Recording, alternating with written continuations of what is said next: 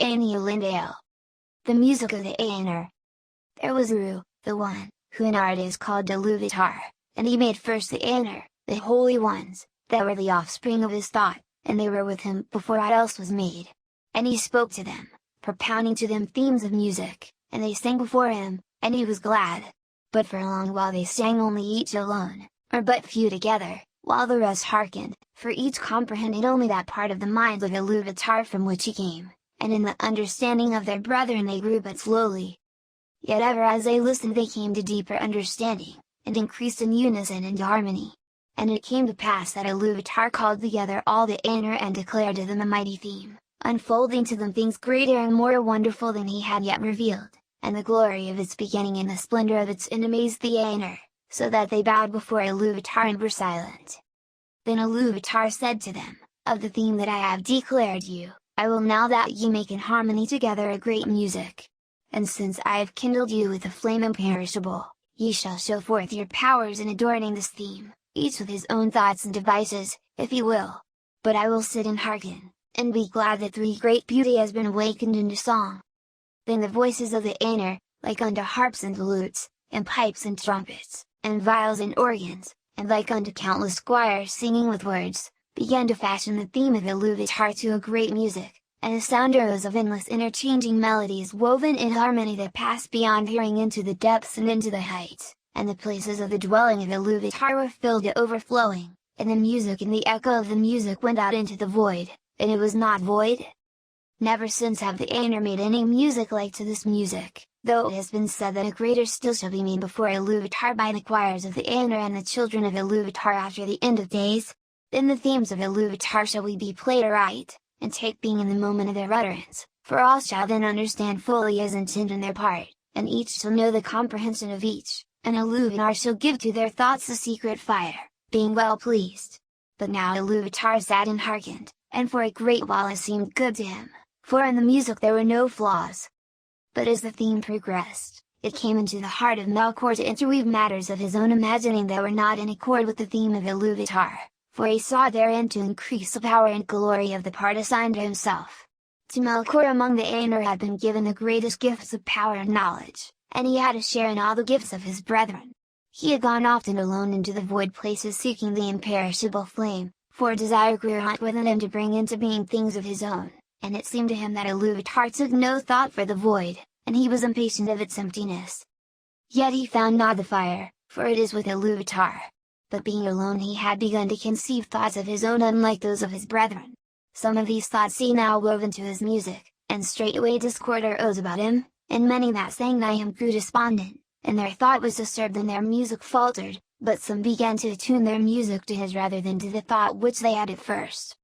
Then the discord of Melkor spread ever wider, and the melodies which had been heard before foundered in a sea of turbulent sound. But Iluvatar sat and hearkened until it seemed that about his throne there was a raging storm, as of dark waters that made war one upon another in an endless wrath that would not be assuaged. Then Iluvatar arose, and the Ainur perceived that he smiled, and he lifted up his left hand, and a new theme began amid the storm, like and yet unlike to the former theme, and it gathered power and had new beauty. But the discord of Melkor rose in uproar and contended with it, and again there was a war of sound more violent than before, until many of the Ainur were dismayed and sang no longer, and Melkor had the mastery.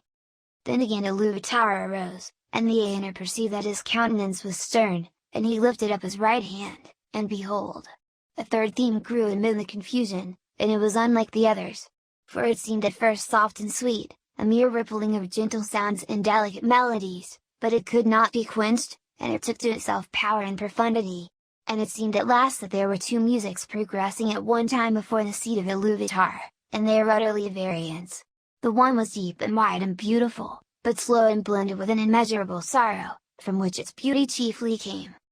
The other had now achieved a unity of its own, but it was loud, and vain, and endlessly repeated, and it had little harmony, but rather a clamorous unison as of many trumpets preying upon a few notes. And it essayed to drown the other music by the violence of its voice, but it seemed that its most triumphant notes were taken by the other and woven into its own solemn pattern. In the midst of this strife, whereat the halls of Iluvatar shook and a tremor ran out into the silence as yet unmoved, Iluvatar arose a third time, and his face was terrible to behold.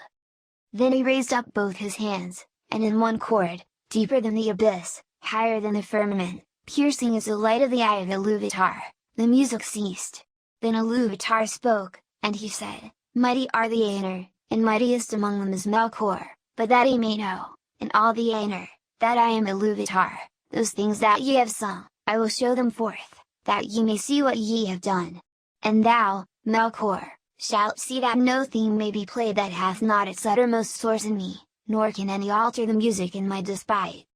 For he that attempteth this shall prove but mine instrument in the devising of things more wonderful, which he himself hath not imagined." Then the Ainur were afraid, and they did not yet comprehend the words that were said to them, and Melkor was filled with shame, of which came secret anger. But Iluvatar arose in splendor, and he went forth from the fair regions that he had made for the Ainur, and the Ainur followed him. But when they were come into the void, Iluvatar said to them, "Behold your music!" And he showed to them a vision, giving to them sight where before it was only hearing, and they saw a new world made visible before them, and it was globed amid the void, and it was sustained therein, but was not of it.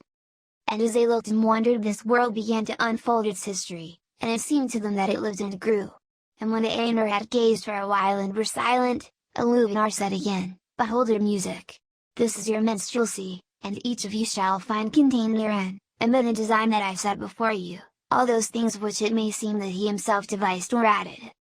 And thou, Melkor, wilt discover all the secret thoughts of thy mind, and wilt perceive that they are but a part of the whole and tributary to its glory." And many other things Iluvatar spoke to the Ainur at that time, and because of their memory of his words, and the knowledge that each has of the music that he himself made, the Ainur know much of what was, and is to come, and few things are unseen by them. Yet some things there are that they cannot see, neither alone nor taking counsel together, for to none but himself has Iluvatar revealed all that he has in store, and in every age there come forth things that are new and have no foretelling, for they do not proceed from the past. And so it was that as this vision of the world was played before them, the Ainur saw that it contained things which they had not thought. And they saw with amazement the coming of the children of Iluvatar, and the habitation that was prepared for them, and they perceived that they themselves in the labor of their music had been busy with the preparation of this dwelling, and yet knew not that it had any purpose beyond its own beauty. For the children of Iluvatar were conceived by him alone, and they came with a third theme, and were not in the theme which Iluvatar propounded at the beginning, and none of the Ainur had part in their making. Therefore when they beheld them, the more did they love them, being things other than themselves, strange and free, wherein they saw the mind of Iluvatar reflected anew, and learned yet a little more of his wisdom, which otherwise had been hidden even from the Ainur. Now the children of Iluvatar are elves and men, the firstborn and the followers. And amid all the splendors of the world, its vast halls and spaces, and its wheeling fires, Iluvatar chose a place for their habitation in the deeps of time and in the midst of the innumerable stars. And this habitation might seem a little thing to those who consider only the majesty of the Ainur, and not their terrible sharpness, as who should take the whole field of Arda for the foundation of a pillar and so raise it until the cone of its summit were more bitter than a needle, or who consider only the immeasurable vastness of the world, which still the Ainur are shaping, and not the minute precision to which they shape all things therein. But when the Ainur had beheld this habitation in a vision and had seen the children of Iluvatar arise therein, then many of the most mighty among them bent all their thought and their desire towards that place. And of these Melkor was the chief, even as he was in the beginning the greatest of the Ainur who took part in the music. And he feigned, even to himself at first, that he desired to go thither and order all things for the good of the children of Iluvatar, controlling the turmoils of the heat and the cold that had come to pass through him. But he desired rather to subdue to his will both elves and men, envying the gifts with which Iluvatar promised to endow them, and he wished himself to have subjects and servants, and to be called Lord, and to be a master over other wills. But the other Ainur looked upon this habitation set within the vast spaces of the world, which the elves call Arda, the earth, and their hearts rejoiced in light, and their eyes beholding many colors were filled with gladness, but because of the roaring of the sea they felt a great unquiet. And they observed the winds in the air, and the matters of which art was made, of iron and stone and silver and gold and many substances, but of all these water they most greatly praised. And it is said by the Eldar that in water there lives yet the echo of the music of the Ainur more than in any substance else that is in this earth, and many of the children of Iluvatar hearken still unsated to the voices of the sea, and yet know not for what they listen, Now to water had that Ainur whom the elves call almost turn his thought, and of almost deeply was he instructed by Iluvatar in music. But of the airs and winds Manwë most had pondered, who is the noblest of the Ainur? Of the fabric of earth had Howley thought, to whom Iluvatar had given skill and knowledge scarce less than to Melkor, but the delight and pride of Howley is in the deed of making, and in the thing made, and neither in possession nor in his own mastery, wherefore he gives and hoards not, and is free from care, passing ever on to some new work. And Iluvatar spoke to Elmo, and said, Sayest thou not how here in this little realm in the deeps of time Melkor hath made war upon thy province? He hath bethought him of bitter cold immoderate, and yet hath not destroyed the beauty of thy fountains, nor of thy clear pools. Behold the snow, and the cunning work of frost. Melkor hath devised heat and fire without restraint, and hath not dried up thy desire nor utterly quelled the music of the sea. Behold rather the height and glory of the clouds, and the ever-changing mists, and listen to the fall of rain upon the earth. And in these clouds thou art drawn nearer to Manwë, thy friend, whom thou lovest. Then Elmo answered, Truly, water is become now fairer than my heart imagined, neither had my secret thought conceived the snowflake, nor in all my music was contained the falling of the rain. I will seek Manwë, that he and I may make melodies forever to thy delight. And Manwë and Elmo have from the beginning been allied, and in all things have served most faithfully the purpose of Iluvatar. But even as Elmo spoke, and while the Ainur were yet gazing upon this vision, it was taken away and hidden from their sight, and it seemed to them that in that moment they perceived a new thing, darkness, which they had not known before except in thought. But they had become enamored of the beauty of the vision and engrossed in the unfolding of the world which came there to being, and their minds were filled with it, for the history was incomplete and the circles of time not full wrought when the vision was taken away. And some have said that the vision ceased ere the fulfillment of the dominion of men and the fading of the firstborn, wherefore, though the music is over all, the Valar have not seen its with sight the later ages or the ending of the world. Then there was unrest among the Ainur, but Iluvatar called to them, and said, I know the desire of your minds that what ye have seen should verily be, not only in your thought, but even as ye yourselves are, and yet other. Therefore I say, Aya! Let these things be! And I will send forth into the void the flame imperishable, and it shall be at the heart of the world, and the world shall be, and those of you that will may go down into it. And suddenly the Ainur saw far off a light, as it were a cloud with a living heart of flame, and they knew that this was no vision only, but that Iluvatar had made a new thing, Aya, the world that is. Thus it came to pass that of the Ainur some abode still with Iluvatar beyond the confines of the world, but others, and among them many of the greatest and most fair, took the leave of Iluvatar and descended into it. But this condition Iluvatar made, or it is the necessity of their love, that their power should henceforward be contained and bounded in the world, to be within it forever, until it is complete, so that they are its life and it is theirs. And therefore they are named the Valar, the powers of the world.